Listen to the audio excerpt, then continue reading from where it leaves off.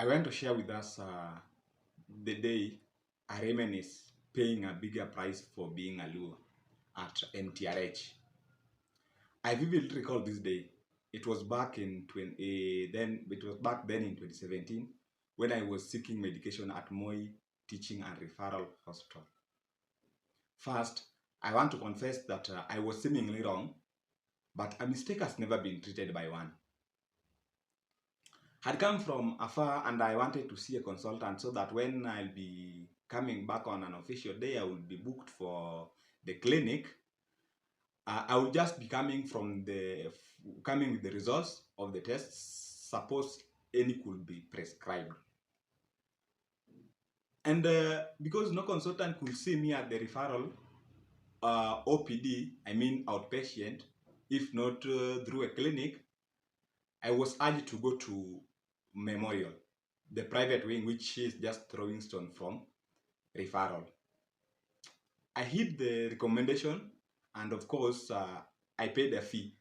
Then a consultation who was around town was reached, and he came, though a little bit late. But I had to wait, as I was the one burdened. He, however, attended to me and prescribed some tests that I was to come with the results on the next visit. I knew that it was my last day at the memorial. It is very expensive. It is very pricey. So I started to book a clinic at the referral before it was closed. As if my spirit kept the attendant at the workplace, I found her almost leaving. She had already packed her things and was about to leave when I arrived. Thank God I found another young man with her who I discovered after several visits to the clinic that was working at the customer care desk. When they saw me profusely sweating while I was making an effort to catch up with them, I noticed that they had also realized that it was them and their service I yearned and had haste for. The man hurried towards me to help me out since I could hardly walk properly.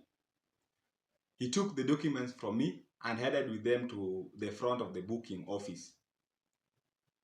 However, the name Omondi got me into a situation.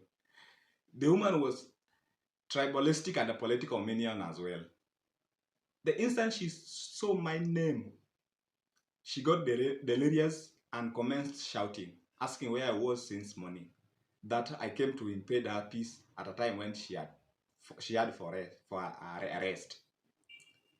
Some could, she commanded that all bookings were full and that any attempt would push me to the next 3 months. I tried pleading while tears were stealing my cheekbone. They then started conversing in their dialect.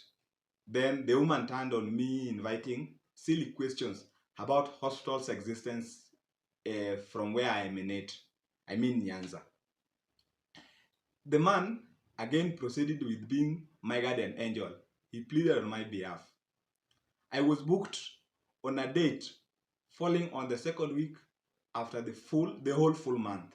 Yet my case was noted by the doctor as an emergency. From the moment she approved to help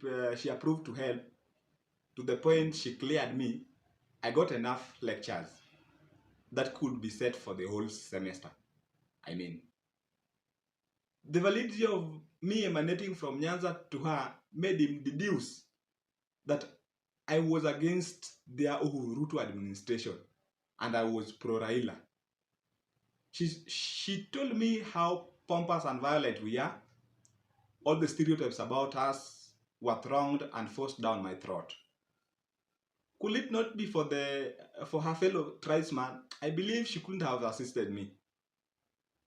In the middle of lectures, a woman arrived with a boy of age between 15 to 17 years. He could be a son. The boy, I suppose, had a fracture on his leg because of how it was immobilized. Besides, he was walking in support of scratches. They did talk in their dialect, and without lectures, everything was done. Curiosity took took me to the boy as I feigned sympathy with his condition. I found that he was booked for the following Monday, as was that day. Indeed, I felt sorry for myself. Even during the subsequent clinic visits, whenever I find her with other men poops like-minded, I knew that the die has been cast on that day's fate, regardless of the doctor's instructions. During my interactions with different people there, I realized that not only me was affected. We were several of us, but no one could speak. I thought maybe could be conceived that trying to speak up would tantamount to treason. You're going against Serkal. You know such like things. Let me believe that the discriminations that were at MTRH are things of the past. Anyway, that was that case. How many Kenyans do you think suffers in the hands of other fellow Kenyans because of tribal and political stereotypes?